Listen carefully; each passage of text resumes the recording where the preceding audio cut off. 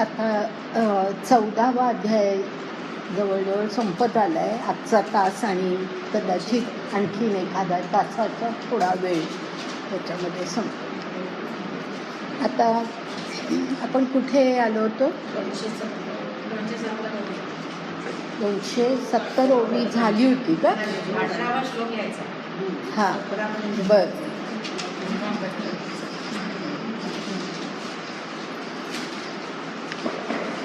हे सत्व रज तम गुण त्यांचे परिणाम काय होतात, ते गुण असलेल्या व्यक्तीचं निधन झाल्यानंतर पुढे काय त्याची स्थिती, त्याला म्हणजे कशा प्रकारचा जन्म मिळतो वगैरे वगैरे आत्तापर्यंत आपण पाहत आलेलो आहोत. अजूनही ह्या गुणांचं वर्णन थोडं आहे आणि आता आपण जवळजवळ पुढे ह्याच्याकडे आलेलो आहोत की गुणातीत तू हो अर्जुना. हे जे हा जो आदर्श अर्जुना पुढे ठेवलेला आहे गुणातीताचा, की सर्व गुणांच्या पलीकडे तू जा, असं जे सांगितलेलं आहे तिथे आता त्याच्याजवळ आपण आलेलो आहोत.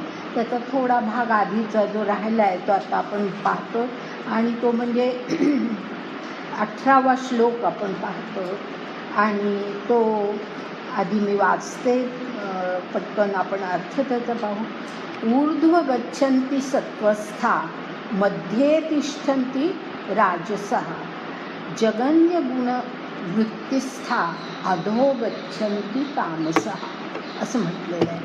ह्याच्यामध्ये पहिला भाग तर अगदी सहज कळला असेल की ऊर्ध्व गच्छन्ति म्हणजे जे सत्व गुण असणारे आहेत त्यांना म्हणजे स्वर्गादी लोक वगैरे ज्या काही कल्पना आहेत त्या किंवा उच्च ह्याच्यामध्ये त्यांचं स्थान पुढे असतं. त्यानंतर मध्ये तिष्ठन्ति म्हणजे एक हे दाखवलं की काय स्थिती असते, कुठल्या अवस्था असतात.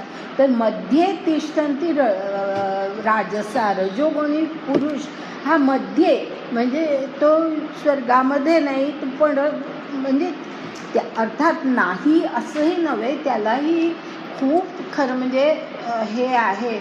जर आपण नीट लक्षात घेतलं ना तर आणि अरविंदांनी हे खूप चांगल्या प्रकारे सांगितलं आहे की क्षत्रिय ज्याच्यामध्ये रजगुण असतो तो सुद्धा आदर्श क्षत्रिय कसा असावा ह्याच्याबद्दल एक त्यांनी विधान केलं आहे आणि ते इतकं सुंदर आहे की आपल्याला बरोबर ह्या ठिकाणी ह्या श्लोकाच्या पलीकडे आपल्याला अर्थ त्यातून कळतो. आणि ते विधान असं आहे की आदर्श क्षत्रिय कसा असावा म्हणजे ज्याच्यामध्ये रजोगुण आहे तो सुद्धा कसा असावा, तर सात्विक गुणांची पूजा करून राजसिक कर्तव्य करणारा तो आदर्श क्षत्रिय, असं त्यांनी म्हटलंय. किती सुंदर हे पहा की सात्विक गुणांची पूजा करून म्हणजे सात्विक गुण हे आदर्श मानून आपल्याला रजोगुण ज्या परिस्थितीमध्ये आपल्याला क्षत्रिय कर्तव्य करायचं त्या ठिकाणी आपल्याला रजोगुण आपल्याला बाहेर आलाच पाहिजे. पण असं नव्हे की हिंसा करायची म्हणजे काहीतरी क्रूर किंवा द्वेषभावना, राग वगैरे अशा कुठल्याही कारणांसाठी ती हिंसा करायची नाही आहे. तर सत्वगुण म्हणजे त्या कोणाबद्दलही द्वेष न बाळगता, क्रोध न बाळगता जी हिंसा जी आवश्यक आहे. म्हणून तर अर्जुनाला सांगितलं ना की तू लढ, तू यश मिळव असं सांगितलं आहे. याचा अर्थच असा की सत्वगुण मनामध्ये ठेवून ज्या वेळेला माणूस त्याचं कर्तव्य करतो, रजोगुणाचं कर्तव्य करतो, त्यावेळेला तो आदर्श क्षत्रिय असतो. असं जे सांगितलेलं आहे ते इतकं म्हणजे योग्य प्रकारे हे गुणांचं हे कसं असतं. तर रजोगुण म्हणजे त्याच्यामध्ये मग कर्म मग वाटेल त्या ह्याला जाऊ शकतं, कुठल्याही स्थितीला जाऊ शकतं. तसं करू नये.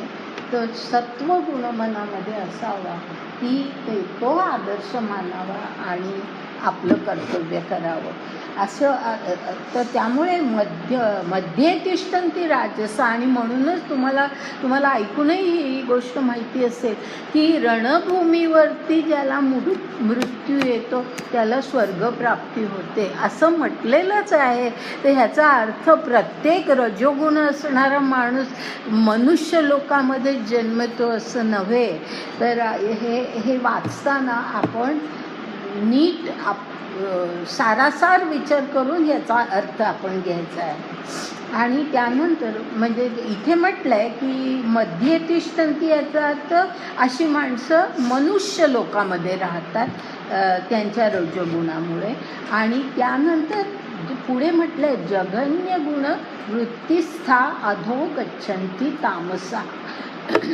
तर तामस वृत्ती असणारा माणूस कसा असतो तर जगन्य गुण वृत्तिस्था म्हणजे त्याच्यामध्ये निद्रा, आळस आणि अज्ञान ह्या सगळ्याचा समुच्चय त्याच्यामध्ये असतो. त्याला जगन्य गुणवृत्ती असं म्हटलेलं. जगन्य गुणवृत्ती ह्याचा अर्थ तो आहे निद्रा, आळस आणि अज्ञान हे सगळं एकत्र त्या माणसामध्ये असतं. तामस माणसामध्ये निद्रा म्हणजे आळसही असतो आणि शिवाय अज्ञानही असतं अशा प्रकारचा जो आहे. आणि प्रमाद ज्याला म्हणतात, प्रमादाचाही उल्लेख आत्तापर्यंत येऊन गेला की ह्या सगळ्यामुळे तो माणूस प्रमाद करणारा म्हणजे दुष्कृत्य करणारा असतो. तर असा जो आहे तो तामसिक माणूस जो आहे तो अधो गच्छती म्हणजे त्याला जी काही पुढे स्थिती प्राप्त होते मरणानंतर ते अधो गच्छती म्हणजे तो हीन अशा योनीमध्ये त्याला जन्म मिळतो. किंवा मनुष्य म्हणून जन्मला तरी त्याचं एकूण स्वरूप पुढे सुद्धा हीन स्वरूपाचं. आता पुढे जातोय आपण 72वी ओवी. तैसे म्हणजे आता ओव्या पाहतोय, श्लोक पाहिला आपण, आता ओव्या पाहतोय. तैसे सत्वाचे नि नटनाचे असणे जाणे जयाचे ते तनुत्यागी स्वर्गीचे राय होती. स्वर्गीचे राय म्हणजे राजे, ते स्वर्गामध्ये आनंदाने सुखाने राहतात असं म्हणायचं आहे. म्हणून राय असं म्हटलेलं आहे की ते तनुत्यागी म्हणजे ज्या वेळेला शरीर सोडून म्हणजे त्यांचा मृत्यू ज्या वेळेला होतो. आणि हे जे पहिला शब्द आहे की तैसे सत्वाचीने नटनाचे असणे जाणे जयांचे म्हणजे नटनाचे ह्याचा अर्थ सत्वगुणाचा उत्कर्ष. नटनाचे ह्याचा अर्थ उत्कर्ष. ज्या वेळेला माणसामध्ये सत्वगुणाचा उत्कर्ष झालेला असतो आणि असंच जे जगतात आणि मरतातही अशा स्थितीमध्ये अशा वृत्तीमध्ये त्यांना काय होतं तर ते स्वर्गामध्ये जातात. स्वर्गाचं सुख त्यांना मिळतं. पुढे जाते आहे याची परिरजे जिहिका जीजे मरीजे. जीजे नंतर एक असा कॉमा ठेवा म्हणजे अर्थ बरोबर कळतो, नाहीतर आपण एकत्र वाचलं तर कळत नाही. जिहिका जीजे मरीजे म्हणजे जगतात आणि मरतात असं दोन्ही त्याच्यामध्ये. याची परिरजे जिहिका जीजे मरीजे तीही मनुष्य होईचे मृत्यूलोकी. आता कळलं असेल सगळ्यांना की मृत्यूनंतर त्यांना मनुष्य लोकामध्ये ते असतात.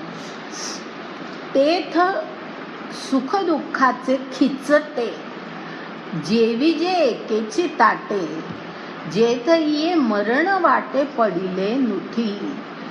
म्हणजे अशी जी माणसं असतात त्यांना पुढे मनुष्य लोकांमध्ये तर येतात.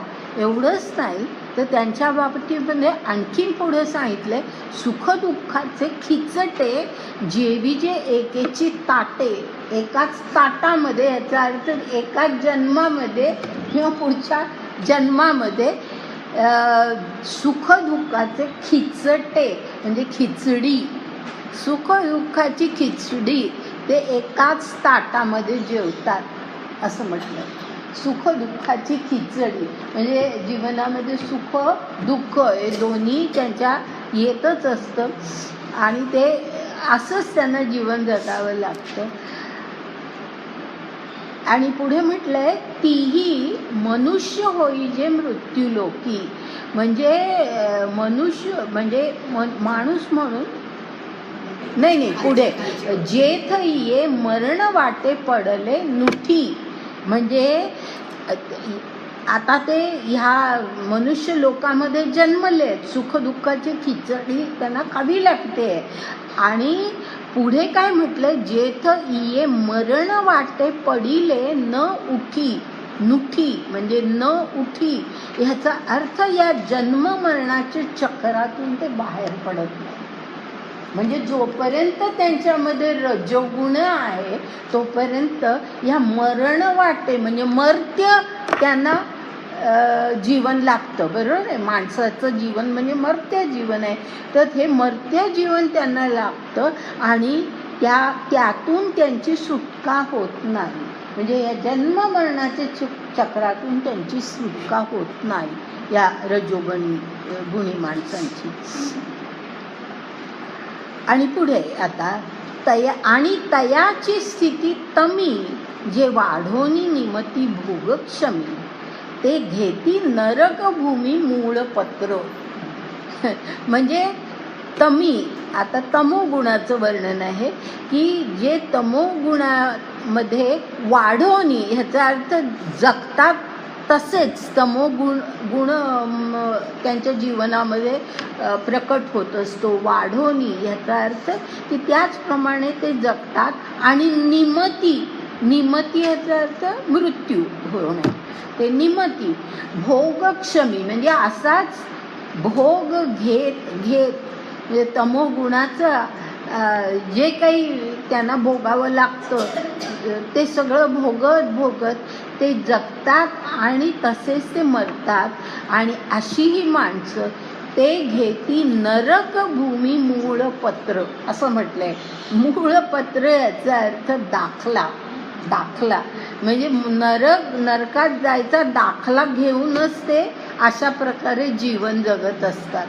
दाखला घेऊन म्हणजे दाखला लागतो ना की आपण शाळेचा दाखला पुढे कॉलेजमध्ये जाताना लागतो, तसं की नरकामध्ये जाण्याचा दाखला, मूळपत्र म्हणजे दाखला. तर असा तो दाखला घेऊनच ते जगत असतात आणि मरत असतात.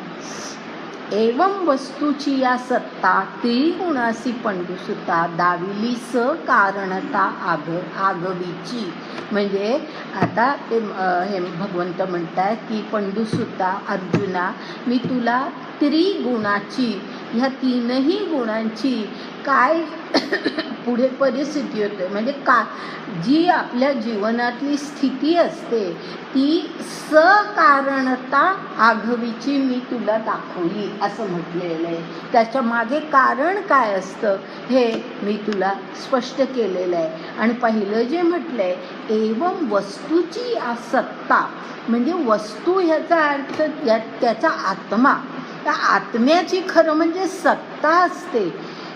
आता ह्याच्या पुढचं सगळं वर्णन ना फार सुंदर आहे की आत्मा आणि ते प्रकृती, त्रिगुण ही प्रकृती आहे आणि आत्म्याचं आणि त्या प्रकृतीचं कसं स्वरूप असतं हे कशा प्रकारे असतं ते पुढच्या या सगळ्या ओव्यांमध्ये आपल्याला दिसतं. एवं वस्तूची या सत्ता, खरं म्हणजे आपल्या जीवनामध्ये आत्म्याची सत्ता असते, पण तरीसुद्धा होतं काय की प्रकृतीचे त्रिगुण जे आहेत ते त्याच्यावरती हे करतात आणि त्यामुळे आपलं जे जीवन आपण जगतो त्याच्यामध्ये त्या त्रिगुणांमुळे सगळं काही घडत असतं. म्हणजे आत्म्याची सत्ता असून सुद्धा असं होतं असं लक्षात घ्या. आता पुढे पहा, म्हणजे हे केवळ ह्या एका ओवीमध्ये स्पष्ट होणार नाही, पुढच्या सगळ्या ओव्या आपण नीट लक्षात घेतल्या की ह्याचा अर्थ स्पष्ट होईल. म्हणून मी अधिक स्पष्टीकरण करत नाही. पहा किती सुंदर पुढे सांगितलंय. पुढचीच ओवी आहे, पै वस्तुत्वे असिके ते आपणपे गुणासारिखे देखोनी कार्य विषेखे अनुकरेगा. म्हणजे वस्तू जी आहे, म्हणजे तो आत्मा जो आहे तो वस्तुत्वे असिके, म्हणजे वस्तूचं म्हणजे त्या आत्म्याचं जे शुद्ध स्वरूप आहे ते तसंच असतं, ते बदलत नाही. आत्म्याचं शुद्ध स्वरूप बदलत नाही. वस्तुत्वे असिके म्हणजे त्याच्यातलं वस्तुत्व म्हणजे आत्मरूप त्याचं जे आहे खरं शुद्ध रूप ते तसंच असतं. परंतु काय होतं तर ते आपणपे गुणासारिखे देखुनी, म्हणजे प्रकृतीचे जे गुण आहेत ते जणू काही आपलेच आहेत असं आत्म्याला, म्हणजे त्या आत्म्याला विस्मरण पडायला लागतं. आपल्या खऱ्या स्वरूपाचं विस्मरण जणू काही पडायला लागतं आणि जे काही प्रकृतीचे गुण आहेत ते आपलेच गुण आहेत अशा प्रकारे देखोनी कार्य विषखे अनुकरेगा. म्हणजे आत्मा कार्य करत नाही, हे आपण आधी पाहिलेलं आहे. आत्मा कार्य करत नाही, पण प्रकृतीच्या कार्याला अनुमोदन तर तो देतो. बरोबर आहे ना, की आपण ते पाहिलेलं आहे की तो अनुमोदन देतो, तो ते आधार देतो, आश्रय देतो, या सगळ्या गुणांना आश्रय देतो. म्हणजे अशी स्थिती निर्माण होते की खरं म्हणजे त्याचं शुद्ध स्वरूप आतमध्ये तसंच असतं, पण तरीसुद्धा प्रकृतीच्या गुणांप्रमाणे माणसाचं जीवन चालूच राहतं. तर का असं होतं तर असा तो आत्मा जरी शुद्ध स्वरूपाचा तसाच असला तरी प्रकृतीच्या गुणांची अशी काही एक त्याच्यावरती प्रभाव निर्माण होतो की आपल्या जीवनामध्ये ते गुण महत्त्वाचे ठरतात आणि आत्म्याचं शुद्ध स्वरूप बाजूला राहतं. आणि हे सतत आहे. खरं म्हणजे आत्मा जो शुद्ध आत्मा आहे तो आपल्याला मार्गदर्शन सुद्धा करत असतो. कित्येक वेळा पहा तुम्ही नीट विचार करून की काही वेळेला आपल्याला असं मनामध्ये येतं की आपण करतोय हे बरोबर आहे ना, असं विचार येतो की नाही, की आपण करतोय हे बरोबर आहे ना, का आपलं काहीतरी चुकतंय, असा जो विचार येतो त्या आतून कुठून तरी आपल्याला संदेश मिळत असतो की असं वागू नको, असं करू नको, हे योग्य नाही आहे, हा संदेश आपल्याला मिळत असतो. पण आपण प्रकृतीच्या गुणांमध्ये आणि एकूण संसारातल्या सगळ्या म्हणजे प्रपंचातल्या सगळ्या ह्याच्यामध्ये इतके गुरफटून जातो की आपण ते मार्गदर्शनाकडे दुर्लक्ष करतो. ही खरं म्हणजे स्थिती आहे. आणि म्हणून हा वस्तुत्वे असिके जो शब्द आहे ना फार महत्त्वाचा आहे की त्याचं वस्तुत्व हे जे आहे म्हणजे त्याचं जे शुद्ध स्वरूप आहे ते खरं म्हणजे तसंच असतं, पण तो ह्या प्रकृतीच्या गुणांमुळे प्रकृतीला आश्रय देतच राहतो. आणि पुढे पहा एक उदाहरण दिले, जैसे का स्वप्नीचे नि राजे जई परचक्र देखीजे तई हारी जई तो होईजे आपणची.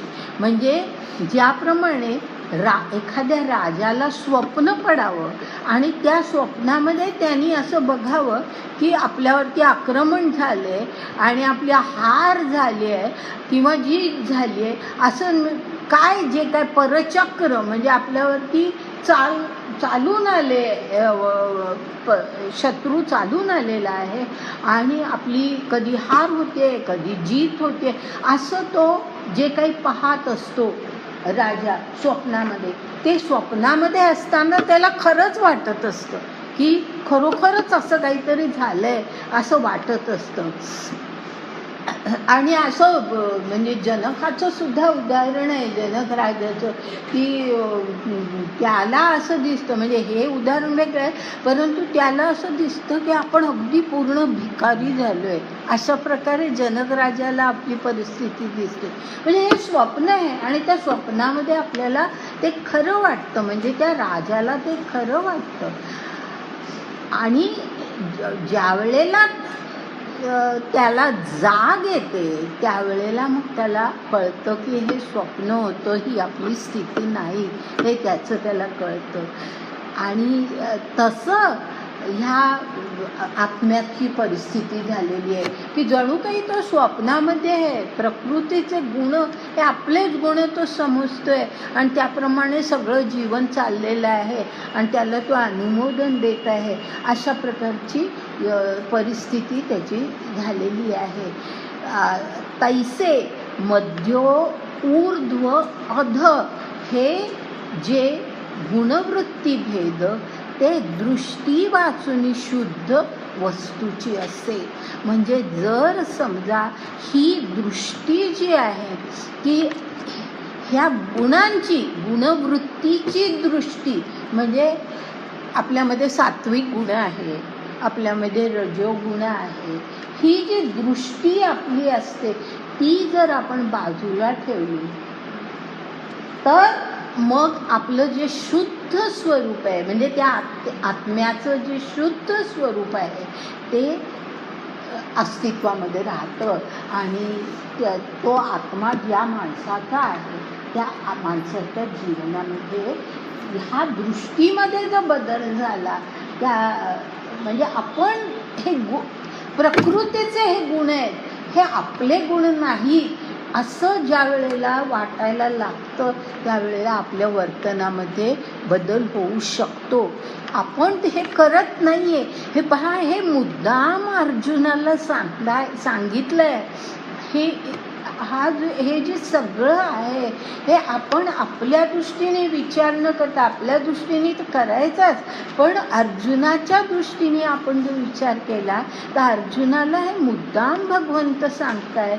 का सांगताय की त्याला जे वाटतंय की मी ह्यांचा वध करतोय, हे जे त्याला वाटतंय म्हणजे त्याच्यातला रजोगुण जो बाहेर आहे की सगळं मी करतोय असं त्याला जे वाटतंय आहे, तसं ती परिस्थिती नाही आहे हे त्याला कळावं आणि म्हणून त्याला असं हे केलेलं आहे. सांगतायत भगवंत की हे प्रकृतीचे गुण आहेत, प्रकृतीचे जसे गुण असतात त्याप्रमाणे घडत असतात गोष्टी, पण आत्म्याची दृष्टी जर बदलली की हे आपलं कार्य नाही आहे, हे प्रकृतीचं कार्य आहे असं आत्म्याला जर वाटायला लागला तर हे होऊ शकतं, खूप बदल होऊ शकतात. ह्याचं उत्तम उदाहरण तुम्हाला सांगते की अर्जुनाला हे सांगावं लागतंय, परंतु हे भीष्मांना सांगावं लागलं नाही.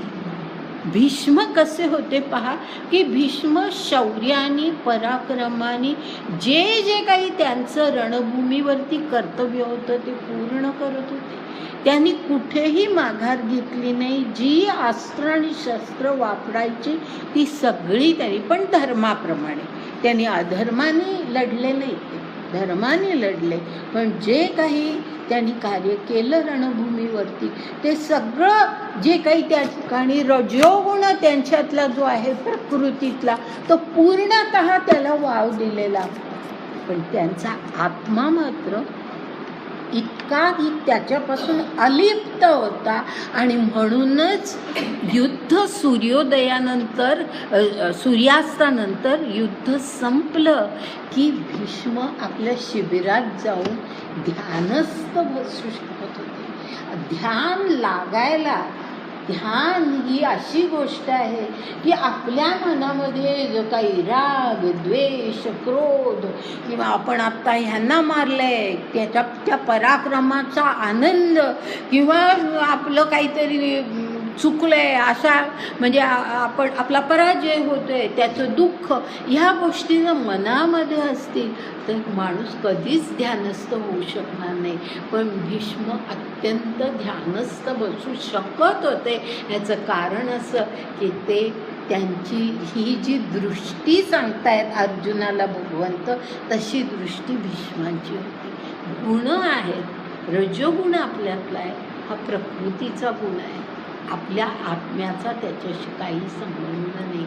ही वृत्ती भीष्मांची होती आणि अर्जुनाला हे शिकवावं लागत होतं की तू असं समजू नकोस की तू हे वध करतोयस, असं समजू नकोस. तुझ्या दृष्टीमध्ये बदल कर की तुझी प्रकृती आज या ठिकाणी तुझ्या त्या प्रकृतीचं हे कर्तव्य आहे. क्षत्रिय म्हणून आज या रणभूमीवर तुझं कर्तव्य आहे, ते तुला पार पाडायचं. हे या सगळ्या ह्याच्यातून त्याला सांगण्याचा प्रयत्न आहे. आणि म्हणून हे सांगितलंय की आत्मा हा खरं म्हणजे अलिप्त राहू शकतो. जर तशी दृष्टी आपण ठेवली तर हे घडू शकतं.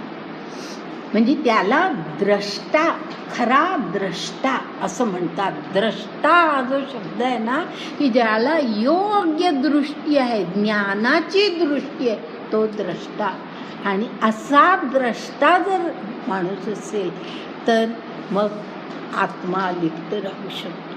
आपलं कार्य आपण जे करतो ते प्रकृती करते. आणि पुढे पुढे तर इतकं सुंदर वर्णन आहे. पहा, आता मी हे आता स्पष्ट केलं आहे, पुढे ह्याचं इतकं सुंदर वर्णन केलेलं आहे ज्ञानेश्वरांनी. ते आपण ते पाहूया. तर अशा प्रकारे असा जो द्रष्टा आहे की ज्याला कळतंय की हे सगळं प्रकृतीचं कार्य आहे, हे गुण प्रकृतीचे आहेत, आपला त्याच्याशी काही संबंध नाही, असं ज्याला कळतं तो खरा द्रष्टा असतो. आणि तो जाणतो की आपण ह्याच्यामध्ये नाही, हे कार्य आपण करत नाही आहे, प्रकृती करते, हे तो जाणतो. आणि तो गुणातीत असतो, तो गुणातीत झालेला असतो. हे आता हळूहळू कसं स्पष्ट होईल बघा, की जसं हे गुण प्रकृतीचे आहेत, माझे नाही, हे ज्या वेळेला त्या आत्म्याला कळतं, स्वस्वरूप त्याला योग्य प्रकारे कळतं, तेव्हा आपोआपच मग अशी परिस्थिती होते की तो गुणातीत होतो. आता हळूहळू पहा ते कसं स्पष्ट होतं. आता काही ओव्या, पुढच्या सगळ्या ओव्या नाही घेते, काही घेते ज्या महत्त्वाच्या आहेत त्या. 280 ओवी बघा. तरी ऐसे निज निजे सामर्थ्ये तिनी सहजे होती देह व्याजे गुणची हे. म्हणजे निज निजे म्हणजे स्वतः आपण सामर्थ्याने हे तीनही गुण आपल्या देह व्याजे गुणची हे. म्हणजे आपला देहच तसा करून टाकतात, आपल्या देहाकडून तसं कार्य करतात. आपणच ते गुण आपल्या देहाला असं वागवतात किंवा असं कार्य करायला लावतात. म्हणजे आत्मा नाही लावत, ते गुण लावतात. आपल्या देहाचं जे स्वरूप होतं, देहाकडून जे कार्य घडतं ते तसं घडतं. त्याच्यानंतर मधल्या काही ओव्या उगीचच गोंधळ होईल म्हणून मधल्या काही ओव्या टाळते आणि एकदम 85 ओवी घ्या. 85. गुण आपुला लेनी धर्मे देहीच माभूत साउभे चाळीताही न खोमे गुणातीतता. म्हणजे गुण हे कसे असतात, आपुला लेनी धर्मे म्हणजे आपल्या सामर्थ्याने, धर्म याचा अर्थ आपलं सामर्थ्य, आपले आपणच ते काय करतात, देहीचे मागूत सा उभे म्हणजे देहाच्या मागे पुढे ते उभे असतात. मागुते सा म्हणजे पुढे, सा म्हणजे पुढे आणि मागुते म्हणजे मागे, देहाच्या मागे पुढे ते गुण उभे असतात. म्हणजे आपल्या देहाला ते नाचवतात ते गुण. देहीचे मागुत सा उभे असे ते गुण असतात. पण असे हे जे गुण आहे म्हणजे ते गुण देहाला हालचाल करायला लावतात, आपल्या गुणांप्रमाणे देहाला हलवतात. परंतु पुढे म्हटलंय चाळीताही न खोमे गुणातीतता. म्हणजे त्यांनी कितीही प्रयत्न केला, त्या देहाला जरी तसं हलवलं तरी सुद्धा जो गुणातीत असतो तो मात्र न खोमे म्हणजे त्याची जी अवस्था आहे ती अवस्था जशी आहे तशीच राहते. गुणातीत जो असतो त्याची अवस्था बदलत नाही.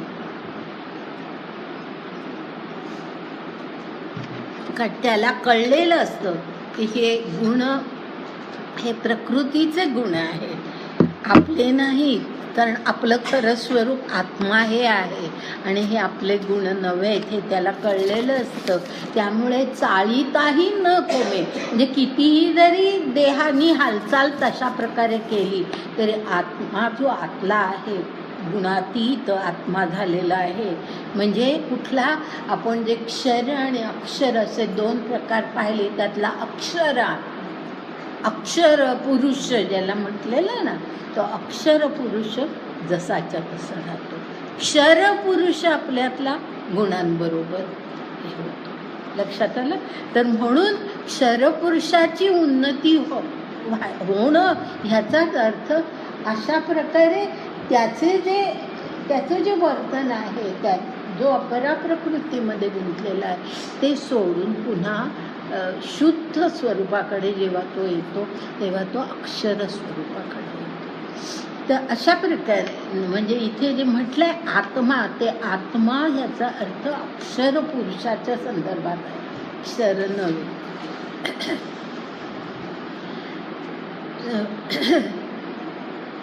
तर गुण आपुलालयनी धर्मे देहीचे मावूत सा उभे चाळीताही न खोमे. खोमे याचा अर्थ की त्याला जराही धक्का लागत नाही. गुणातीत जो असतो त्याला जराही धक्का लागत नाही. कितीही हालचाल गुणांनी केली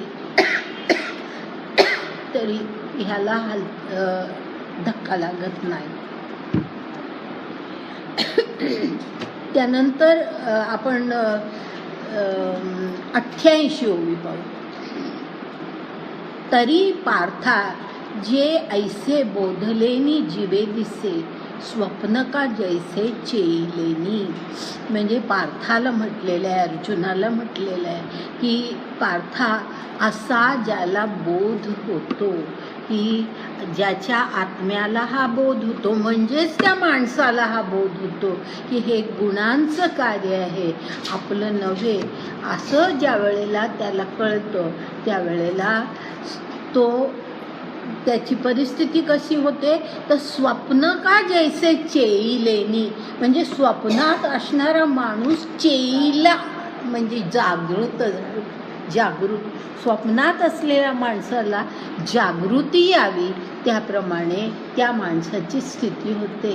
ज्याला असा बोध होतो, पूर्ण बोध होतो की हे आपलं कार्य नाही, हे गुणांचं कार्य आहे, असा बोध ज्याला होतो तो स्वप्नातून जागृत अवस्थेमध्ये. तर 88 ओवी अशी आहे. त्यानंतर 290वी ओवी बघा. एक उदाहरण दिलंय त्यांनी, का नटलेनी लाघवे नटू जैसा न झकवे तैसे गुणजात देखावे न होईया. म्हणजे नट जसा असतो की त्याला नट असल्यामुळे जे काही भूमिका करायची आहे त्या भूमिकेप्रमाणे त्या ह्याच्यावरती स्टेजवरती आल्यानंतर तो काम करेल, तसंच करेल. परंतु हे आपलं खरं स्वरूप नाही, हे जसं त्या नटाला माहिती असतं की तिथून बाहेर पडल्यानंतर तो पुन्हा आपल्या स्वरूपामध्ये असतो, इतका तो त्या भूमिकेपासून अलिप्त त्याला राहावं लागतं, तो राहू शकतो. तसंच आहे की ज्याला बोध झालेला असतो की हे गुण आपले नव्हे, हे प्रकृतीचे गुण आहेत, आपलं स्वरूप खरं स्वरूप वेगळं आहे, हे ज्याला कळलेलं असतं तो तैसे गुणजात देखावे न होईया. म्हणजे तसं त्याच्या बाबतीमध्ये होतं की त्याच्यामध्ये जे गुण आहेत त्याप्रमाणे त्या विशिष्ट परिस्थितीमध्ये तो वागेल. म्हणजे अर्जुन आता इथे लढणार आहे, ते हत्या करणार आहे, हे सगळं घडणार आहे, पण तरी सुद्धा हे त्याचं खरं स्वरूप नाही हे त्याला कळलं पाहिजे. अशा प्रकारे अर्जुनाला हे गुणांचं स्वरूप म्हणून सांगितलेलं आहे. आता त्यानंतर 92 ओवी बघा. तैसे गुणी गुणा परवते जे आपणपे असे आईते तिये अहम बैसे अहंते मूळके चिये. म्हणजे काय की अशा प्रकारे जे गुण आपल्यामध्ये असतात ते गुण असून सुद्धा जो गुणापरवते जाऊ शकतो, म्हणजे गुणाच्या अतीत जाऊ शकतो, गुणांच्या पलीकडे जो जाऊ शकतो, आपल्यामध्ये हे सहज सिद्ध करू शकतो जो, तो कसा असतो तर त्याला आपल्या त्या म्हणजे त्याचे पराक्रम असतील, त्याचं ज्ञान असेल, त्याच्याबद्दल त्याला अहंता नसते. सत्वगुणी माणसाला आपल्या ज्ञानाबद्दल अहंता नसते, रजोगुणी माणसाला आपल्या पराक्रमाबद्दल अहंता नसते. म्हणजे जे एक अहंता म्हणजे मी हे केलं असं जे वाटतं ते त्याला वाटत नाही, कारण तो गुणाच्या पलीकडे गेलेला आहे आणि त्यामुळे त्याला तसं ते वाटत नाही. म्हणून त्याला अहंता वाटते. कशाची वाटते तर अहंते मूळकेची ये असं म्हटलेलं आहे. फार सुंदर शब्द आहेत ना ते. अहंता त्याला जी वाटते ती आपल्या स्वस्वरूपाची वाटते, आपलं खरं स्वरूप जे आहे त्याची अहंता त्याला वाटते. म्हणजे माझं खरं स्वरूप हे असं नाही आहे, हे गुण हे प्रकृतीचे गुण आहेत, हे माझं स्वरूप नाही. आणि माझं जे स्वरूप आहे त्या स्वरूपाबद्दल त्याला अहंता वाटते. म्हणजे अर्जुनाला सांगितले तुझं जे मूळ स्वरूप आहे, अत्यंत सात्विक गुण तुझ्यामध्ये आहेत. अर्जुनाचं संबंध महाभारतातलं व्यक्तिमत्व असं आहे की अत्यंत ज्याला सद्वर्तन आणि धर्मशीलता म्हणतात ती त्याच्यामध्ये पूर्णपणे भरलेली होती. तर म्हणून त्याला सांगितलेलं आहे की हे जे मूळ स्वरूप असतं ते मूळ स्वरूप आत्म्याचं शुद्ध स्वरूप हेच आपलं स्वरूप आहे. आणि त्याची अहंता म्हणजे पहा, दुसऱ्या शब्दामध्ये सांगायचं म्हणजे देहबुद्धी सोडून आत्मबुद्धी निर्माण होणं, आत्मबुद्धी निर्माण. म्हणजे गुणांची बुद्धी ही देहबुद्धी आहे, तर देहबुद्धी सोडून आत्मबुद्धी या आत्म्याचं जे स्वरूप आहे ते त्याबद्दल अहंता त्याला निर्माण होते. आणि मग पुढची ओवी आहे 93 की तिथे म्हटलंय ते तेथुनी मग पाहता म्हणे साक्षी मी अकर्ता, हे गुणची क्रिया जाता नियोजना. म्हणजे तो अशा तो गुणा परवते तो गेला, गुणाच्या पलीकडे तो गेला की मग तो कसा म्हणतो म्हणजे त्याला खऱ्या स्वस्वरूपाची अहंता निर्माण झाली आणि आपल्या गुणांची अहंता त्यांनी सोडून दिली, प्रकृतीची अहंता त्यांनी सोडून दिली, देहाची अहंता त्यांनी सोडून दिली की मग असं अशा दृष्टीने तो पाहतो. मग पाहता तेथुनी मग पाहता असं म्हटलंय ना, म्हणजे अशा दृष्टीने मग तो पाहायला लागतो. आणि मग तो काय म्हणतो, मी साक्षी, मी अकर्ता, मी करता नाहीये, या कुठल्याही गोष्टींचा मी करता नाहीये. पहा, अर्जुनाला सांगितलंय की हे वध मी करणार असं जे तुला वाटतंय ना ते मनातली भावना काढून टाक, तू अकर्ता आहेस. तू जर गुणातीत झालास तर तुला समजेल की तू अकर्ता आहेस. आणि जेव्हा आत्मा म्हणून ह्या गुणांकडे तू पाहतोस, तुझ्याकडून होणाऱ्या वृत्तींकडे तू पाहतोस, त्यावेळेला तू म्हणशील की मी साक्षी, ह्या गुणांचा मी साक्षी. साक्षी असणं फार वेगळं ना. साक्षी जो असतो तो अलिप्त असतो, साक्षी हा नेहमी अलिप्त असतो.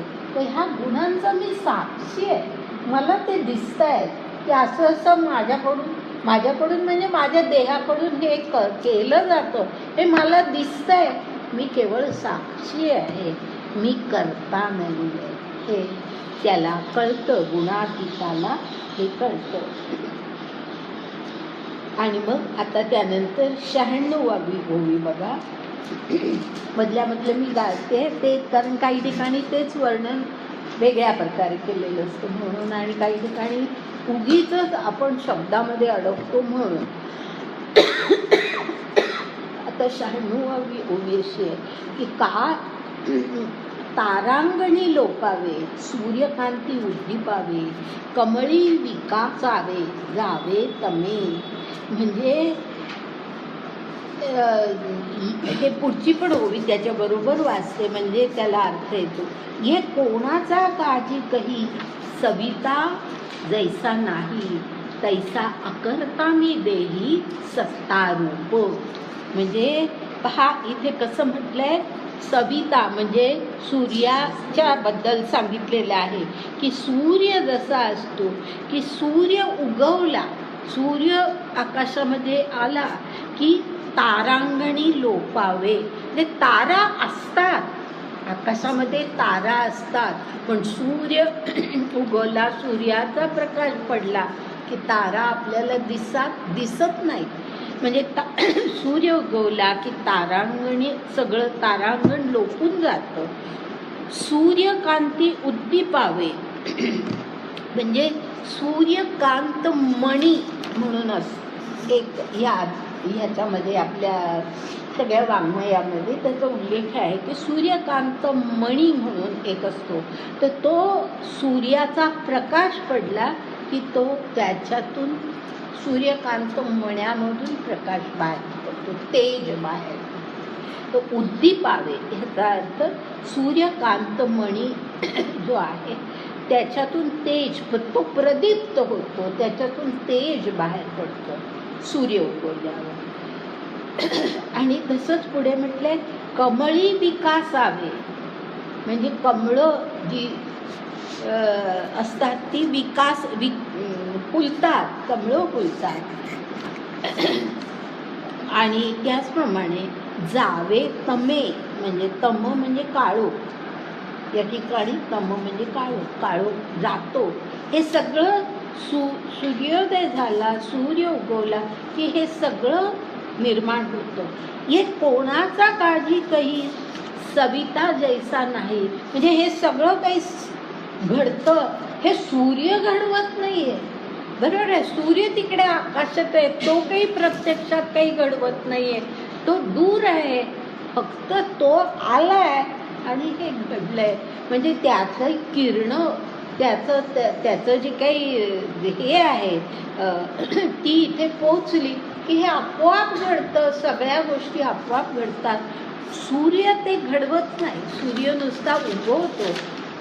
तसंच त्यांनी आता पुढे सांगितलंय, तैसा अकर्ता मी देही सत्तारूप.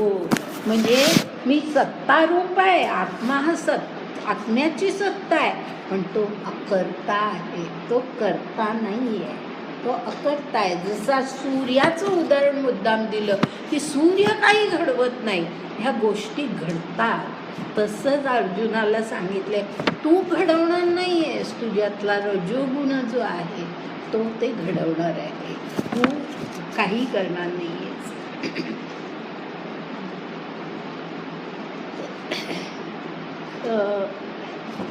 आता शेवटची 99 ओवी, ऐसेनी विवेके जया उदो होय धनंजया, ये गुणातीतत्व तया ऊर्ध्व पंथे.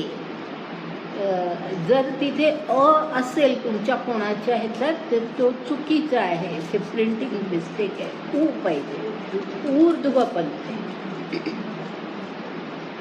ये गुणातीतत्व तया ऊर्ध्व पंथे म्हणजे हे जे असा विवेक ज्याच्यामध्ये निर्माण होतो की माझा आत्मा हा या सगळ्यापासून अलिप्त आहे, हे ज्याला कळतं, हा गुणांचा सगळं कर्तव्य आहे गुणांचं, हे ज्याला कळतं, ह्या दोनातला विवेक, दोनातला फरक ज्याला कळू शकतो, त्याचा उदो होय धनंजया म्हणजे अर्जुना त्याचा उदय होतो, त्याची उन्नती होते.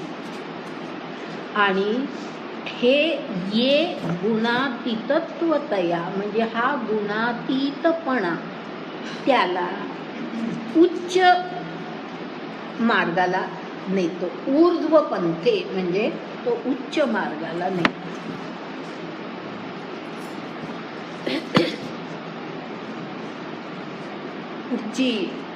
पुढचा श्लोक इथे.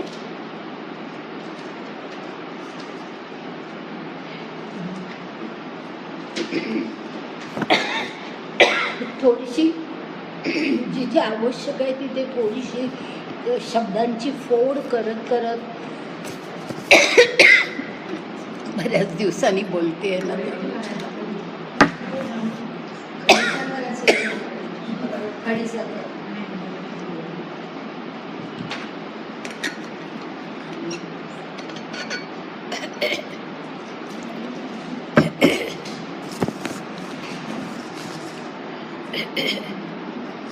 आहे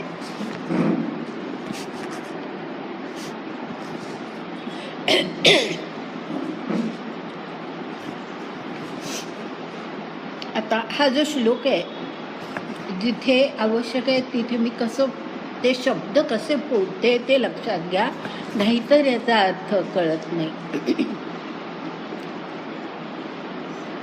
गुणान एतान आतिथ्य त्रीन देही, आतिथ्य म्हटलंय मी तिथे.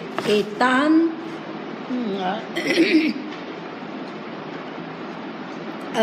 न अर्धा केला की मग राहतो तो आतिथ्य. गुणान एतान आतिथ्य त्रीन देही, देह समुद्भवान, जन्म मृत्यू जरा दुःखे विमुक्तो अमृतम अश्नुते. अमृतम अश्नुते. आता असा या ठिकाणी काय म्हटलंय, त्रीन म्हणजे तीन, या तीन गुणांच्या पलीकडे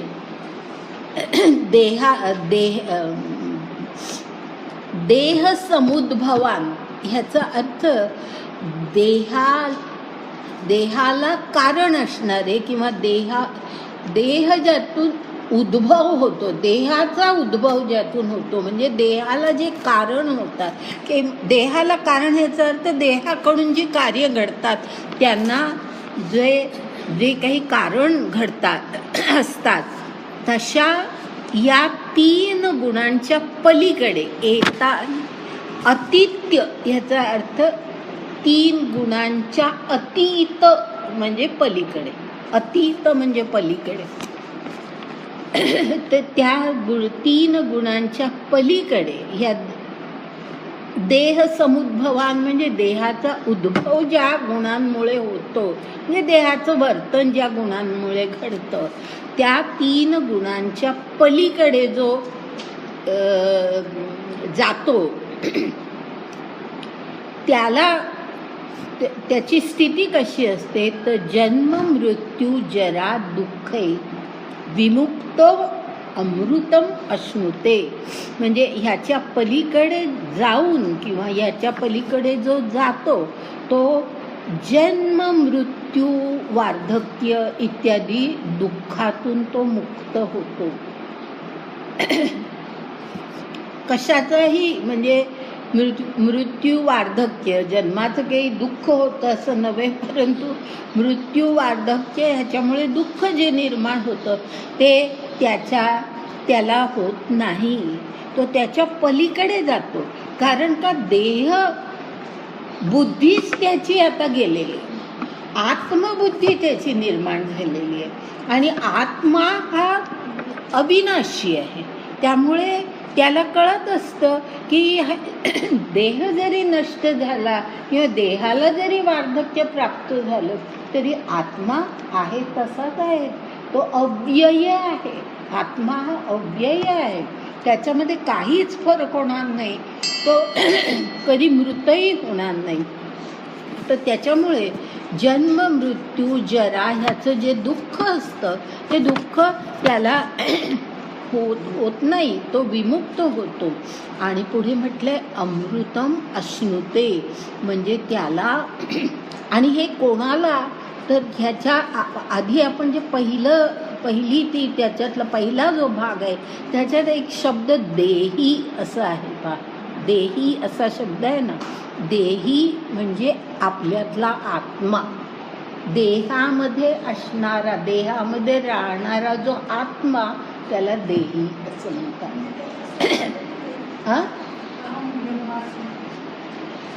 नाही, त्याचाही ते काहीच संबंध नाही. देही ते पुढे पुढे पुढे येणार आहे. तर देही म्हणजे तो जो आत्मा आहे, त्या आत्म्याला हे कळतं की आपण म्हणजे त्या आत्म्याला जन्म मृत्यू किंवा दुःख कशाचंच म्हणजे सुख दुःख हे त्याला होत नाही. त्या सर्वातून तो विमुक्त झालेला असतो. आणि आता पुढे म्हटलं अमृतम अश्नुते, म्हणजे त्याला अमृतत्वाची प्राप्ती होते. त्याला अमृतत्वाची प्राप्ती होते आत्म्याला. कारण आत्मा हा अविनाशीच आहे.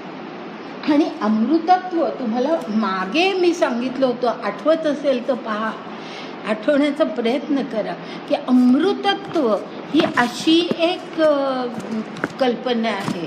आपल्याकडे पहा, हे म्हणतो आपण, हे तर ऐकून सगळ्यांना माहिती आहे, असतो मा सद्गमय तमसो मा ज्योतिर्गमय मृत्युर्मा अमृतम गमय असं आपण म्हणतो. पण त्यातला अर्थ आपण नीट लक्षात घेत नाही. त्याच्यात जे अमृतम गमय असं जे म्हटलं आहे की मला जे मर्त्य माझं जे स्वरूप आहे ते नको आणि मला अमृतत्व प्राप्त व्हावं, ह्याचा अर्थ शरीराचं अमरत्व नाही. हे नीट लक्षात घ्या. शरीर अशी सगळी शरीरं अमर झाली तर कठीण अवस्था होईल. तर त्यामुळे शरीराचं अमरत्व नाही, तर मर्त्य शरीरामध्ये असताना आपण जे देहाप्रमाणे त्या गुणांप्रमाणे आपण जे सगळं वागत असतो ते आपलं मर्त्यत्व जावं, ते जावं आणि आपल्याला आत्म्याचं स्वरूप प्राप्त व्हावं, की जो अविनाशी आहे आणि जो ईश्वराशी, मग जर अशा प्रकारे आपली उन्नती झाली तर तो ईश्वरही असाच आहे. त्या ईश्वराशी मग आपण एकात्म होऊ शकतो. त्या ईश्वराशी एकात्म होण्याला अमृतत्व असं म्हणतात. अमृतत्व ह्याचा चुकीचा अर्थ घेऊ नका. अमृतत्व म्हणजे शरीराचं अमर होणं नव्हे, तर ईश्वराशी आपण एकात्म होणं. आणि ईश्वराशी एकात्म होण्याला हे पहिल्यांदा आपण आत्मा आहोत, आपल्यातली देहबुद्धी गेली पाहिजे आणि आत्मबुद्धी निर्माण झाली पाहिजे. मग आपल्याला ही कुठलीही दुःख सुख दुःख ही शरीराच्या बाबतीतली जे काही गोष्टी असतात त्या आपल्याला आपल्या वाटत नाही. आणि ह्याची मी काही उदाहरणं फार पूर्वी दिली होती, आठवत असेल. आता मला पुन्हा पुन्हा ते सांगायलाही नको वाटतं. मी एका अशाच संत वृत्तीच्या एका माणसाचं, म्हणजे संत म्हणून ते कोणी त्यांना असं ओळखत नाही, परंतु ते संत वृत्तीचे होते. आणि अशा माणसाचं मी एक उदाहरण सांगितलं होतं की त्यांना मूल नव्हतं आणि खूप वय त्यांचं झालेलं असताना त्यांच्या पत्नी आता मूल होणार हे कळलं आणि घरामध्ये सगळा आनंद निर्माण झाला. आणि तिच्या प्रसूतीची वेळ आली आणि ते मूल जन्मल्यानंतर तिची आई किंवा त्यांची आई आनंदाने अगदी यांच्याकडे आली आणि यांना म्हणाली की आपल्याकडे हे असतं, काय म्हणतात, म्हणजे स्नान करायचं असो म्हणतात. तर तसं तर उठा असं झालेलं आहे, स्नान करून घ्या असं त्यांना सांगायला ती आली. तर त्यावेळेला ते म्हणाले की दोन्ही स्नानं एकदम करेल असं म्हणाले आणि शांत बसले. आणि थोड्या वेळातच ते जन्मलेलं मूल मृत झालं. आणि मृत झालं मग पुन्हा त्यांना ती बातमी सांगितली. म्हणजे इतक्या उच्च अवस्थेला पोचले होते ते की त्यांना कळलं होतं की काय होणार आहे, हेही त्यांना कळलं होतं. म्हणजे पहा, सुख दुःख हे अशा जन्माचं किंवा मृत्यूचं दोन्हीचंही सुख दुःख नसणं ही इतक्या उच्च अवस्थेला गेल्यानंतर त्याला अमृतत्व म्हणतात की इतकी आपली काही काही उच्च अवस्था निर्माण व्हायची की आपण त्या तिथे म्हणजे ब्रह्मासमान आपण होतो. शुद्ध जे काही स्वरूप आहे ते निर्माण होतं. आता ओव्या काही पाहतोय आपण. आता निर्गुण असे आणिक ते तो जाणे अचूक, जे ज्ञाने केले टीक तयाची वय. म्हणजे निर्गुण म्हणजे गुणातीतता, गुणातीतता असा अर्थ आहे या ठिकाणी. की अशा अवस्थेला आता तो पोचलेला असतो की तो त्याला बरोबर ह्या सगळ्या गोष्टी कळतात. का कळतात? जे ज्ञाने केले टीक. ह्याचा केले टीक ह्याचा अर्थ असा आहे की ज्ञानाने त्याच्यावर त्याच्यामध्ये वस्तीच केलेली. टीक ह्याचा अर्थ हा आहे की ज्ञानाने त्याच्यामध्ये वस्ती, ज्ञान वस्तीलाच आलेलं आहे त्याच्यामध्ये. तो इतका ज्ञानी आहे की ज्ञान त्याच्यामध्ये वस्तीला आलेलं आहे. जे ज्ञाने केले टीक तयाची वरी, त्याच्याकडे ज्ञान वस्तीला आलेलं आहे म्हणजे इतका तो ज्ञानी आहे. किंबहुना पंडुसुता ऐसा तो माझी सत्ता, पावे जैसी सरिता सिंधुत्वगा. म्हणजे आधी ते उदाहरण जे दिलं आहे ते आधी बघूया की ज्याप्रमाणे ही सरिता नदी ज्या वेळेला सागरामध्ये मिळते त्यावेळेला तिचं नदी पण संपून जातं आणि ती सागरच होऊन जाते. ती काही वेगळी काही काळाने ती वेगळी अशी दिसत पण नाही. तर अशा प्रकारे तिचं ते जसं होतं, नदीची जशी अवस्था होते त्याचप्रमाणे किंबहुना पंडुसुता. काय सांगू तुला अर्जुना, आणखीन काय सांगू. जशी नदी समुद्राला मिळाली की तिचं नदी पण संपून जातं, त्याचप्रमाणे तो पुरुष सुद्धा असा ज्ञानी झाला आणि असा गुणातीत झाला की तो मला मिळूनच जातो. म्हणजे तो आणि मी वेगळे राहत नाही. जसे नदी आणि समुद्र वेगळे राहत नाही तसा तो मला मिळून जातो. पुढे एक उदाहरण दिले. ह्या उदाहरण म्हणजे मुद्दाम घेते की ह्या उदाहरणाला मागची एक पार्श्वभूमी आहे. तुम्हाला आठवलं होतं बघा. नळिकेवरुनी उठिला जैसा शुक शाखे बैसला, तैसा मूळ अहंते वेढीला तो म्हणूया. म्हणजे तुम्हाला आठवतं का, मी शुकाचं एक उदाहरण येऊन गेलेलं होतं पोपटाचं. की पोपट जरी पिंजरा उघडला तरी तो बाहेर कित्येक वेळेला पडत नाही. त्याला असं वाटतं की आपण त्या नळीवरनं पाय सोडले की आपण खाली पडू असं वाटतं. म्हणून तो असा गोल गोल गोल गोल तिथल्या तिथे फिरत राहतो पण तो बाहेर पडत नाही. म्हणजे त्याला मुक्ती ही लाभूच शकत नाही. कारण तो तशी आपण माणसं ती संसाराला आणि आपल्या गुणांना इतके धरून असतो की आपण मुक्त होणं शक्य नाही. पण हा जो माणूस आहे, ज्ञानी आहे, गुणातीत आहे, त्याची स्थिती कशी आहे की नळिकेवरुनी उठला जैसा शुक शाखे बैसला. म्हणजे नळी सोडली आहे आणि आता झाडाच्या फांदीवरती जाऊन तो बसलेला आहे. तैसा मूळ अहंते वेडीला तो म्हणून या. मूळ अहंते याचा अर्थ आपली जी खरी आपल्या स्वस्वरूपाची अहंता, आत्मा म्हणून जी आपल्याला अहंता आहे की आपलं जे शुद्ध स्वरूप आहे त्याची जी अहंता आहे त्या अहंतेने तो वेढलेला आहे. म्हणून तो असा होतो, माझ्यातच तो सामावून जातो. पुढे म्हटलंय अगा अज्ञानाची या निदा, जो घोरत होता बदबदा तो स्वरूप रूपा प्रबुद्धा चेईला की. म्हणजे प्रबुद्धा असं जे म्हटलंय ते अर्जुनाला म्हटलंय, अर्जुनाला म्हटलेलं आहे. प्रबुद्धा म्हणजे बुद्धिमान अर्जुना, अगा अज्ञानाची या निदा जो घोर म्हणजे अज्ञानामध्ये जो घोरत होता, म्हणजे अज्ञानाची सगळी काय म्हणतो निद्रा ज्याला आलेली होती त्या झोपेतच तो होता पूर्णपणे.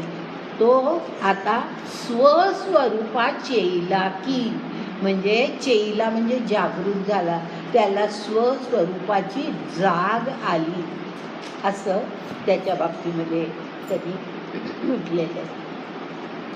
आणि त्यानंतर आता पुढे 300 मला वाटतं 306वी ओवी, 306वी ओवी, म्हणूनी मदभावेसी प्राप्ती पाविजे, तेने सरिसी वर्षाती आकाशी गणजात जेवी. म्हणजे उदाहरण आधी घेते, ज्याप्रमाणे वर्षा ऋतू संपला की ढग, जे वर्षा ऋतूमध्ये आपल्याला सारखे आकाशामध्ये जे ढग दिसत असतात ते आकाशरूप होऊन जातात, म्हणजे ते नंतर दिसतच नाहीत आपल्याला, त्या आकाशामध्ये कुठे गेले आपल्याला कळत नाही.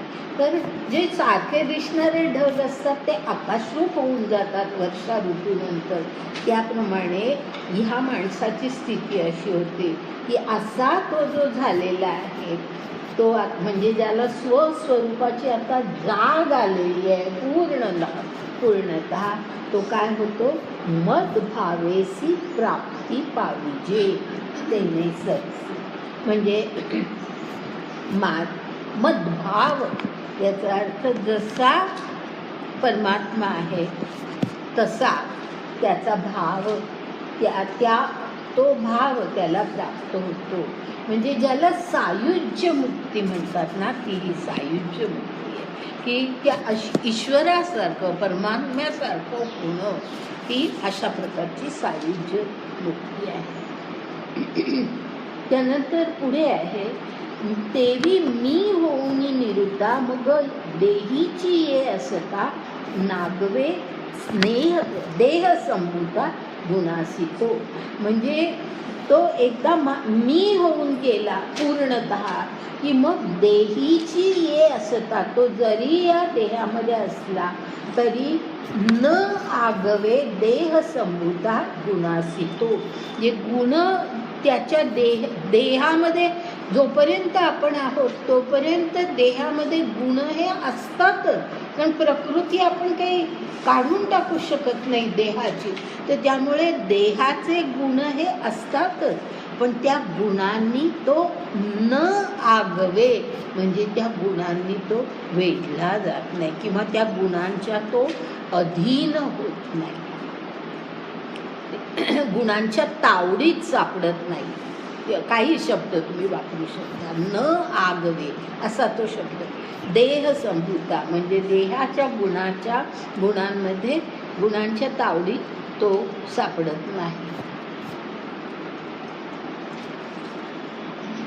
तैसा आला गेला गुणांचा, पुढे 9वी ओवी आहे, तैसा आला गेला गुणांचा बोधून मिळे दयाचा, तो देही जैसा व्योमीचा चंद्र जळी. म्हणजे जसा आकाशातला चंद्र जळामध्ये त्याचं प्रतिबिंब दिसतं, पण ते प्रतिबिंब इतकं खरं वाटतं, पण तरीसुद्धा चंद्र काही त्या पाण्याने त्या जळाने व्यापला जात नाही. ते पाणी काही त्या चंद्राला, आकाशातल्या चंद्राला जसं लागत नाही, त्याचप्रमाणे ह्याची स्थिती आहे की आला गेला गुणांचा बोधू न मिळे दयाचा.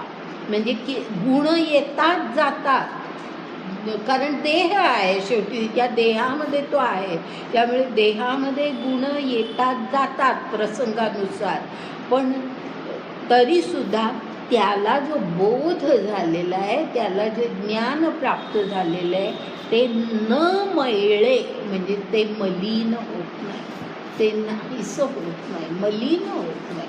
त्याचं ज्ञान मलिन होत नाही, मळत नाही.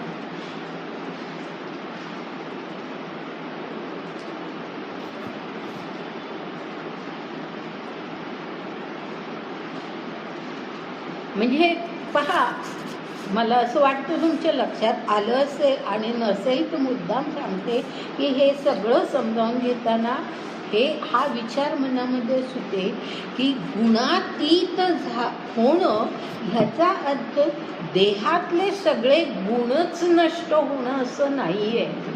देहातले गुण, प्रकृतीचे गुण असतात, पण तरीसुद्धा जो गुणातीत आहे तो माणूस त्या गुणांमध्ये अडकत नाही. म्हणजे हे माझे गुण आहेत, हा मी पराक्रम केला असा कर्तृत्व हे, किंवा हे माझं ज्ञान आहे म्हणून त्याला कधी, किंवा मी फार सद्वर्तनी आहे अशा प्रकारे कुठल्याही प्रकारची अहंता त्या माणसाला वाटत नाही. त्याच्या मनामध्ये अहंता जी असते ती आपल्या मूळ स्वरूपाची असते, त्याला गुणातीत म्हणायचं. लक्षात आलं? म्हणजे गुणातीत होणं म्हणजे देहातले सगळे गुणच नष्ट होणं असं नाही आहे. गुण असतातच, आणि म्हणून अर्जुनाने लढायचंच आहे. त्याचा रजोगुण आहे त्याप्रमाणे तो लढावं त्यांनी, हीच कृष्णाची अपेक्षा आहे. पण तरीसुद्धा त्या गुणांमध्ये अडकू नये.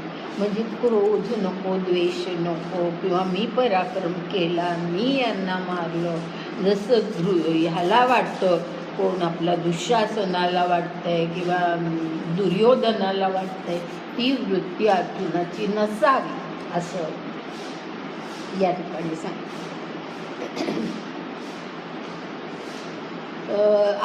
पुढची ओवी आहे 310वी. आपुला लिये प्रौढी देही नाचविती बागडी, तो पाहोही न धाडी अहंतेत. म्हणजे आपुला लिये प्रौढी देही नाचविती बागडी, म्हणजे हे जे देहातले गुण आहेत ते देहाला आपापल्या ह्याच्याप्रमाणे नाचवत असतात. म्हणजे जसं मगाशी उदाहरण आलं की एखादा नट जशी भूमिका करत असतो त्याचप्रमाणे हे गुण त्या देहाला नाचवत असतात. पण तरीसुद्धा तो कसा असतो तर तो पाहोही न धाडी अहंतेते. आपली जी स्वरूप अहंता आहे त्या स्वरूप अहंतेला तो बाहेर सुद्धा पाठवत नाही की ते बघ काय कर्तव्य, काय काम करतोय आपला देह हे बघायला जा, असं सुद्धा तो म्हणत नाही. तर अशा प्रकारे तो आपली स्वरूप अहंता इतकी त्यांनी राखलेली असते. हा पुढची ओवी आहे. हा ठायेवरी नेहतोनी थेला अंतरी, आता काय वर्ते शरीरी काय नेणे. म्हणजे अशा प्रकारे तो गुणांच्या पलीकडे आपण आहोत याचा निश्चय ठायेवरी, याचा अर्थ त्यांनी इतका अंतःकरणामध्ये निश्चय केलेला आहे की ह्या गुणांनी आपण वेढलं जायचं नाही, हे आपले गुण नाहीत, इतका तो स्थिर झालेला असतो. आणि त्यामुळे आता काय वर्ते शरीरी काही नेणे, शरीर काय करतंय ह्याची त्याला म्हणजे शरीर त्या गुणांनुसार कार्य करत असतं, परंतु त्याला त्याची वार्ताही नसते असं आपण म्हणतो ना. तो पाहतही नाही, त्याला ते काही त्याच्याकडे त्याचं लक्षही नसतं शरीरात. सगळ्या कठीण आहेत गोष्टी या, परंतु गुणातीत होणं म्हणजे हे असं.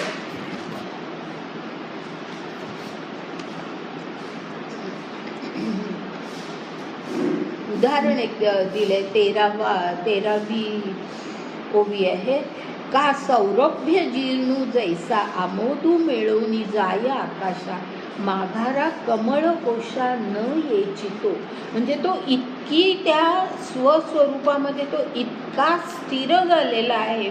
तर तो कसा स्थिर झालेला आहे हे सांगण्यासाठी त्यांनी हे उदाहरण दिलेलं आहे की ज्याप्रमाणे, म्हणजे उदाहरण काय आहे की कमळ कमळ जे असतं ते एकदा त्याचं जीर्ण ते झालं, त्याचं सौरभ्य म्हणजे त्याचं जे सगळं आधीचा जो सुवास आहे, त्याचं जे सगळं रूप आहे, ते सगळं ज्या वेळेला जीर्ण होतं त्यावेळेला आमोदू मिळून जाया आकाशा, त्या कमळातला जो सुवास आहे तो आकाशामध्ये मिळून जातो आणि माघारा न यायची तो कमळ कोशामध्ये पुन्हा काही तो येत नाही. एकदा तो सुवास निघून गेला की पुन्हा कमळ कोशामध्ये तो येत नाही. त्याचप्रमाणे हा जो गुणातीत आहे, जो स्वरूप अहंतेमध्ये आता स्थिर झालेला आहे, तो वाटेल ते देहाने काही कार्य करू दे, तो पुन्हा त्यामध्ये तो शिरत नाही.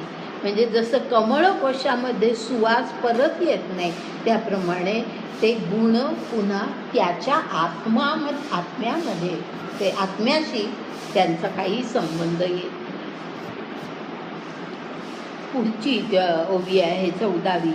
पै स्वस्वरूप समरसे तयाही का झाले तैसे, तेथ किम धर्म हे कैसे नेणे देह. म्हणजे स्वरूपाशी, म्हणजे त्या आत्मा जो आहे, ब्रह्म जे आहे, त्याच्याशी तो ऐक्य पावल्यामुळे आता त्या पुरुषासाठी तयाची गा झाले तैसे, म्हणजे त्याची अशी स्थिती होते की किम धर्म हे कैसे नेणे देह, म्हणजे त्याचं देहधर्म काय आहे हे तो जाणतही नाही. देह आपापली कर्म करत असतं, हा जाणत नाही. जे कर्म देहाकडून घडायचं असतं, ज्या परिस्थितीमध्ये, ज्या प्रसंगामध्ये, त्याप्रमाणे ते घडतं, पण आतमध्ये पूर्ण अलिप्तता असते. 15वी ओळी आहे. म्हणून जन्म जरा मरण इत्यादी जे साही गुण ते देहीचे ठेले कारण नाही तया. म्हणजे जे मगाशी श्लोकामध्ये होतं, जन्म मृत्यू जरा दुःख असं जे होतं ना, तिथे तीनच गोष्टी, तीनच स्थितींचा उल्लेख आहे, जन्म मृत्यू आणि जरा. इथे साही गुण म्हटले, तर म्हणून सांगते की मग हे 6 कुठून आले. वरती श्लोकामध्ये 3 आहेत, इथे ज्ञानदेवानी 6 म्हटलंय. तर त्याचा अर्थ ते 6 गुण म्हणजे असे की जन्म, वाढ, जन्म झाल्यानंतर वाढ होते, वाढ, मग त्यानंतर तारुण्य, मग प्रौढत्व, मग वार्धक्य, जरा म्हणजे वार्धक्य, आणि मग मृत्यू, असे 6 गुण. जन्म म्हणजे नुसतं हे नाही, 3च नाही, तर 6 गुण त्यांनी सांगितले. म्हणजे त्याच्यामध्ये वाढ होणं, तारुण्य आणि प्रौढत्व, या 3चा आणखीन आपण हे केलं म्हणजे 6 गुण कुठले ते आपल्याला कळतात. असे हे देहीचे आहेत, देहीचे ठेले कारण नाही तया, म्हणजे त्याच्याशी त्याचा काही संबंध नाही. हे सगळे जे काही घडत असतं हे देहाचं असतं, त्याचा त्याच्याशी काही संबंध नसतो. पुढे उदाहरण आहे. घटाची या खापरिया घटभंगी फोडलिया महदाकाशा पैसिया झालेची असे. म्हणजे घट जो आहे तो खापराचा म्हणजे मातीचा घट फोडला की त्या घटाच्या आतमध्ये असलेलं जे आकाश म्हणजे अवकाश आहे ते महद आकाशाला म्हणजे वरच्या मोठ्या आकाशामध्ये ते मिळून पण जातं. आपल्याला काही ते वेगळं दिसत नाही. तर अशा प्रकारे ते घटाची या खापरी या घटभंगी फोडलिया, तो घट फोडला, त्याचा भंग केला की महद आकाशा पैसिया झालेची. म्हणजे तो आता ह्या माणसाची स्थिती अशी झाली आहे की त्याला आपल्या स्वस्वरूपाची अहंता निर्माण झाली आहे. त्याला आता देहाची अहंता तो विसरूनच गेलेला आहे. पुढे आहेच तसं पुढच्या ओळीमध्ये.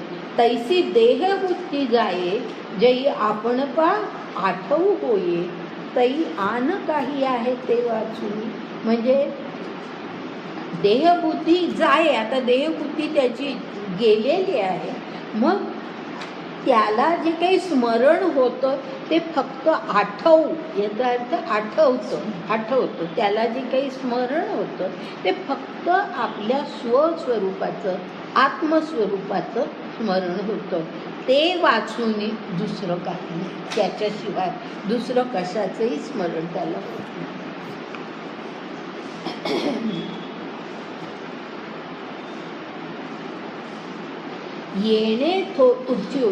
येणे थोर बोधलेपणे तयासिका देही असणे, म्हणून तो मी म्हणे गुणातीत.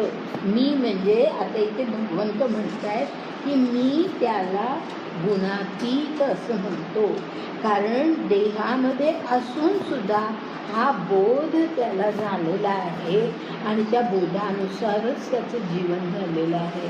अशा माणसाला मी गुणातीत म्हणतो. म्हणजे गुणातीत म्हणजे काय हे आता स्पष्ट त्यांनी केलं. आता पुढे जाऊया आपण. पुढचा श्लोक बघतो. पुढचा कुठला 21वा श्लोक आहे. 21वा श्लोक असा आहे,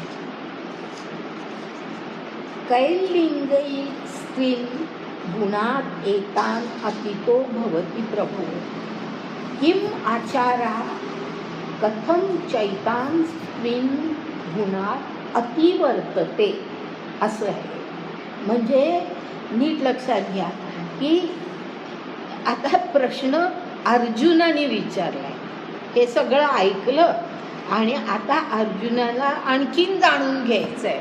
तर अर्जुनाने प्रश्न विचारलाय की लिंग असा जो तिथे शब्द आहे, कैर्लिंगै स्त्रीन असं जे म्हटलंय, म्हणजे 3 गुण हे जे आहेत त्या 3 गुणा एतान अतितो भवती, म्हणजे जो कोणी ह्या 3 गुणांच्या अतीत झालेला आहे, पलीकडे गेलेला आहे. कैर्लिंगै म्हणजे त्याची लक्षणं काय. लिंग याचा अर्थ लक्षण. तो ओळखावा कसा की 3 गुणांच्या पलीकडे तो गेलेला आहे, त्याला कोणत्या लक्षणांनी ओळखावं. म्हणजे तो कसा आहे, कसा असतो, कोणत्या लक्षणांनी ओळखावं असं प्रभूला विचारतोय. किम आचार म्हणजे त्याचा आचार, त्याचं वर्तन कसं असतं. आणि पुढे म्हटलंय, म्हणजे अर्जुनाचा प्रश्न आहे, कथम चैतान स्त्रीन गुणात अतिवर्तते, म्हणजे तो ह्या 3 गुणांच्या पलीकडे कसा जातो. अतिवर्तते म्हणजे तो ह्या 3 गुणांच्या पलीकडे कसा जातो, हे आता अर्जुनाला जाणून घ्यायचं. म्हणजे गुणातीत 3 गुणांच्या पलीकडे कसा जातो असा अर्जुनाचा प्रश्न आहे. पण ह्या प्रश्नावरती आता ज्ञानेश्वरांनी ज्या ओव्या ज्या लिहिलेल्या आहेत त्यामध्ये त्यांनी अर्जुनाच्या प्रश्नामध्ये थोडी काहीतरी चूक आहे असं ज्ञानेश्वर म्हणतात. गीतेमध्ये ते नाही आहे, परंतु ज्ञानेश्वर असं म्हणतात. आणि म्हणजे भगवंत ज्ञानेश्वरीमध्ये अर्जुनाला असं म्हणतात की तुझ्या प्रश्नामध्ये काहीतरी विसंगती आहे. हां, आणि कसं म्हटलंय पहा, आता ओव्या बघूया. तेने तोषे वीर पुसे, म्हणजे हे जे काही आत्तापर्यंत वर्णन केलं गुणातीताचं, ते सगळं ऐकून तोषे म्हणजे आनंद झाला आहे अर्जुनाला की गुणातीत कसा असतो त्याला कळलेला आहे. पण त्या आता हा वीर म्हणजे अर्जुन त्याला भगवंताला विचारतो, जी कोणी चिन्ही तो दिसे जया माझी वसे ऐसा बोधू. तो कोणती चिन्ह म्हणजे लक्षणं त्याची कोणती असतात की ज्याच्यामध्ये असा बोध झालेला आहे, त्याची लक्षणं कोणती असतात असा प्रश्न विचारला आहे. तो निर्गुण काय आचरे, म्हणजे तो कसा तो आता गुणातीत आहे म्हणजे तो निर्गुण आहे, तर तो कसं वर्तन करतो. आणि पुढे म्हटलंय कैसेनी गुण निस्तरे, म्हणजे तो गुणांच्या पलीकडे तो कसा जातो. जसं त्या श्लोकामध्ये तसं इथे आहे, कैसेनी गुण निस्तरे, तो गुणांच्या पलीकडे कसा जातो. हे सांगिजो माहेरे कृपेचेनी, म्हणजे भगवंताला म्हटले अर्जुनाने की तू कृपेचं माहेर आहेस.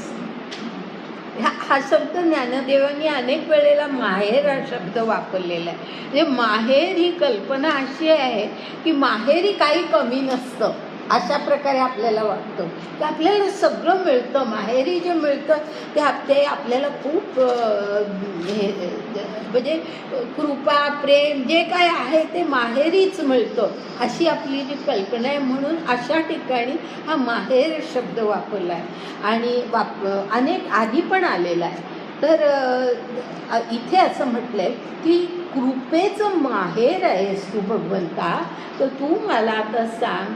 हे जे आधी त्यांनी प्रश्न विचारले की तो काय, त्याची चिन्ह, त्याची लक्षणं कशी, तो कसं आचरण करतो, तो गुणांच्या पलीकडे कसं जातो, हे सगळं मला तू सांग असं म्हटलं. तया अर्जुनाची या प्रश्ना षड्गुणांचा राणा परिहारू आकरणा बोलतू असे. आता हा षड्गुणांचा राणा म्हणजे कृष्ण, श्रीकृष्ण. श्रीकृष्णाचं वर्णन जे अगदी पहिल्यापासून होते त्यांना आठवत असेल की 6व्या अध्यायामध्ये किंवा कुठे त्याच्या षड्गुणांचं 6 गुणांचं वर्णन आलेलं आहे. आणि ते जे आहे ते 6 गुण कोणते ते जरी आठवत नसले तरी आता मी तुम्हाला सांगते. ज्ञान, वैराग्य, ऐश्वर्य, ज्ञान वैराग्य ऐश्वर्य, यश श्री औदार्य, यश श्री औदार्य, हे 6 गुण ज्याचे म्हणजे हा भगवंत हा जो शब्द आहे तो त्यातला भग हा जो शब्द आहे ते भग म्हणजे हे 6 गुण. भग म्हणजे हे 6 गुण. हे 6 गुण ज्याच्यामध्ये असतात, भगवान किंवा भगवंत म्हणजे हे 6 गुण ज्याच्यामध्ये असतात तो भगवंत. आपण कसं बुद्धिमंत म्हणतो, बुद्धिमान म्हणतो, म्हणजे ज्याच्यामध्ये बुद्धी आहे तो बुद्धिमान. तसे हे भग ज्याच्यामध्ये आहे तो भगवंत. आणि भग ह्याचा अर्थ हे 6 गुण, षड्गुणांचं. षड्गुण, तर इथे षड्गुणांचा राणा असा त्याचा उल्लेख केलेला आहे. षड्गुणांचा राणा. मी जे कोणी आपल्या यांच्याकडच्या माझ्या कृष्णावरच्या ह्याला आले असतील त्यांना आठवत असेल की मी या 6 गुणांबद्दलच तिथे कृष्णाबद्दल मी बोलले होते. कृष्णाचं लौकिक आणि अलौकिक स्वरूप याबद्दल मी बोलले होते आणि ते बोलताना मी ह्या 6 गुणांबद्दलच बोलले होते. तर हे त्याला षड्गुणांचा राणा असं म्हटलेलं आहे. तर तया अर्जुनाची या प्रश्ना षड्गुणांचा राणा परिहारू आकरणा बोलतू असे. म्हणजे तो आता षड्गुणांचा राजा त्याला उत्तर देतो आहे. आणि परिहार म्हणजे तुम्ही कान देऊन ते ऐका असं म्हटलेलं आहे. पण आता उत्तर देताना कृष्णाने पहिलंच त्याला असं म्हटलं आहे, म्हणे पार्था तुझी एवढ्या ओव्या घेते आणि सांगते. म्हणे पार्था तुझी नवाई हे येतुलेची पुससी काई, ते नामची तया पाही साचे लटिके.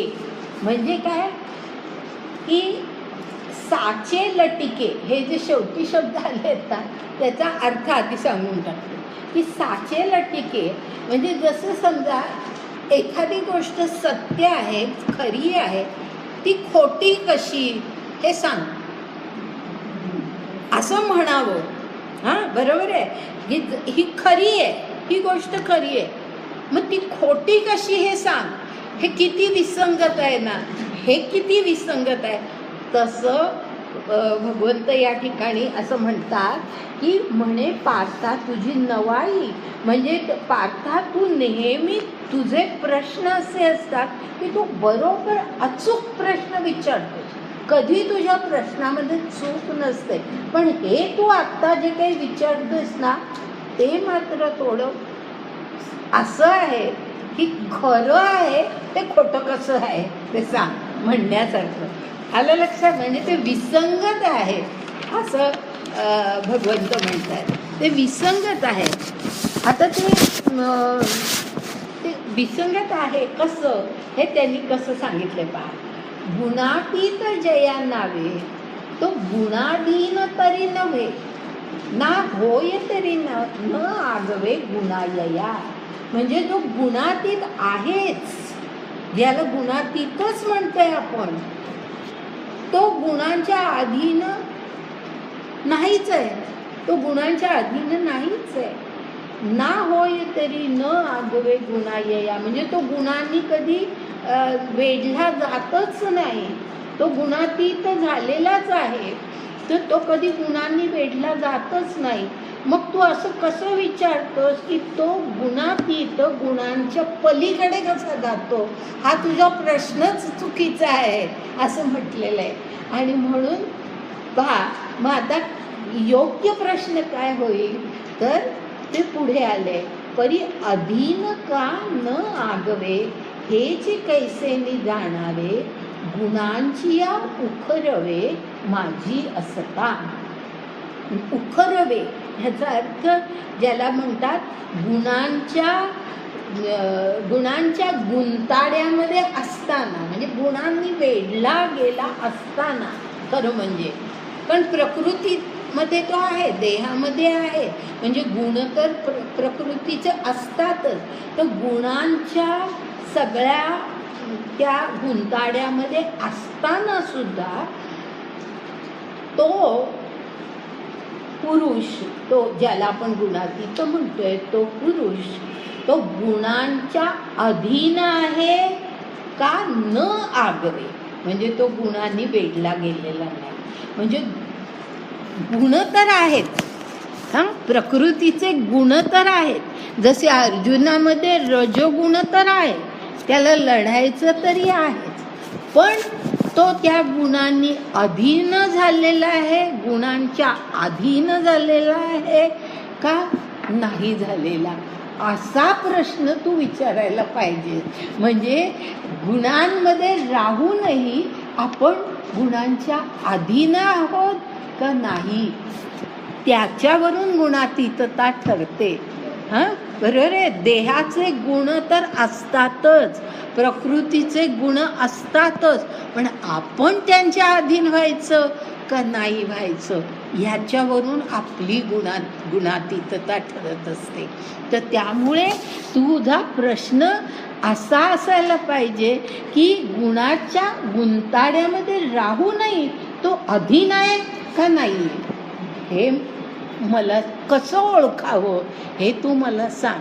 असा जर तू प्रश्न विचारलास तर मला तो प्रश्न योग्य वाटेल. आलं लक्षात की तुझा प्रश्न थोडासा तो बदलायचा आहे, आणि तो असा की गुण तर आहेतच प्रकृतीचे, असं असताना तो गुणांच्या अधीन आहे का नाही आहे हे आपण कसं ओळखायचं, त्याची लक्षणं कोणती हे तू मला सांग. हा संदेह जरी वाहसी तरी सुखे पुसो लाहसी, परिसा आता तयासी रूप करू. म्हणजे अशी जर शंका तू मला विचारलीस ना तर मी आनंदाने सुखे पुसो, जर मी तुला आनंदाने तुझ्या प्रश्नाचं उत्तर देईन. आणि आता ते भगवंत म्हणतात परिसा आता तयासी रूप करू. आता मी सांगतो तुला, पण तुझा प्रश्न असा असायला पाहिजे होता की गुण तर आहेत आपल्यामध्ये, आपण नाकारू शकत नाही, आपल्या देहामध्ये ते गुण आहेतच, कारण की आपण प्रकृती घेऊनच आपण जन्मलेलो आहोत, तर ते गुण आपल्यामध्ये आहेत. पण तरीसुद्धा आपण त्यांच्या अधीन आहोत का नाही हे कसं ओळखावं, अशी जर तुझी शंका असेल तर मी त्या शंकेचं बरोबर उत्तर देतो. ऐक आता. आता त्याच्या पुढे ह्याचं उत्तर आहे. आता आपण थांबूया, 5:45 वाजत आहे.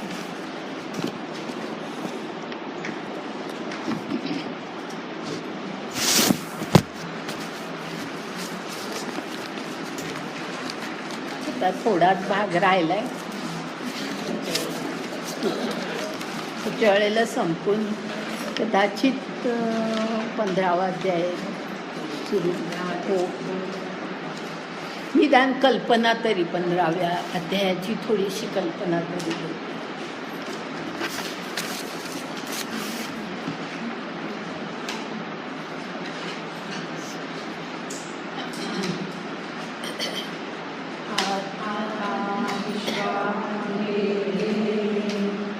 ये